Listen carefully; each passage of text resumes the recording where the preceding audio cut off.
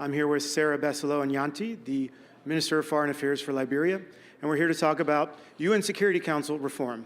So there are growing calls for, from African countries for permanent representation on the UN Security Council. This is not the first time we've heard calls for reform, but they seem particularly strong at the moment. Why do you think that is?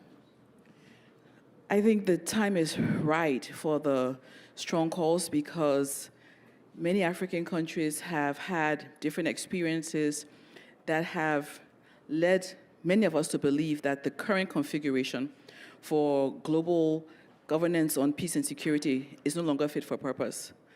The needs of countries during conflict, post-conflict, for reconstruction are not being met in line with the expectations.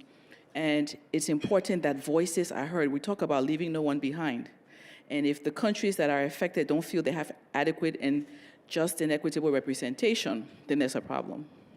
Do you think that African countries should be given permanent seats on the Council? And if so, how would they be selected? I know that they should be given permanent seats because Africa is the source of most of the resources of the world. And Africa is very critical to global governance, to multilateralism. You cannot have a rules-based world order that does not reflect all of the world's people adequately. So it needs to happen. And if permanent seats are selected, we have the African Union. The African Union will decide how the African Union is represented at the Security Council. The U.S. has voiced support for giving 2 permanent seats to African countries, but without veto power. Without that power, wouldn't these roles largely be symbolic? Do you need the veto power to actually have strong influence on the Council? First and foremost, we need a total overhaul. We need a total overhaul, and that means looking at overall the structure, the principles, looking overall at the functioning of the Security Council. And it's not just a matter of seats, but how will you be seated at the table? And it's not just a matter of speaking. Will you be heard at the table? It's not a matter of being heard. Will there be action at the table? So there's a lot to look at. And I think just talking about veto or non-veto is not the issue. It's about overhauling the entire system. I would like to be a part of a process that reviews the entire peacekeeping operation around the world. The systems we have today and the solutions and the tools were made back after World War II. I mean, they're not fit for purpose for the current world that we're living in. And I believe very, very strongly that we need to go back to the beginning, go back to the foundation, look at what's there and look at what needs to be totally overhauled and reformed. So a lot of critics view the Security Council as effectively a paralyzed institution when you look at crises like the wars in Gaza, Ukraine.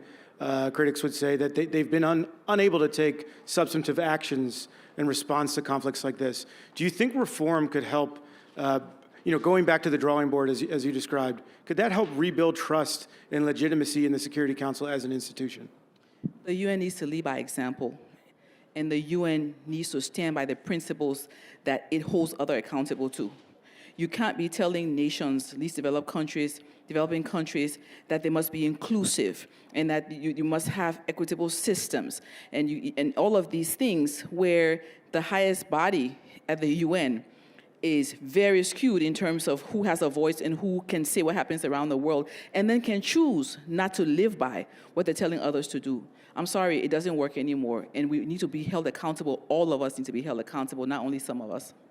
I know you have a limited amount of time here, so thank you for being here with me today. I guess to wrap things up, look, we can talk about reform, but there are some very realistic or real obstacles to reform.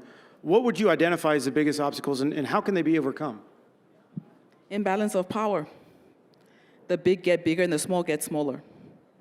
And until we all raise a voice together to find a balance, it's not going to change.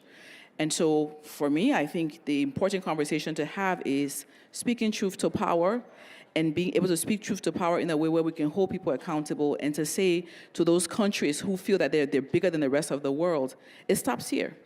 And we all need space. And if the space isn't big enough, make the space bigger. Well, thank you for being here with us today. We really appreciate it. Thank you.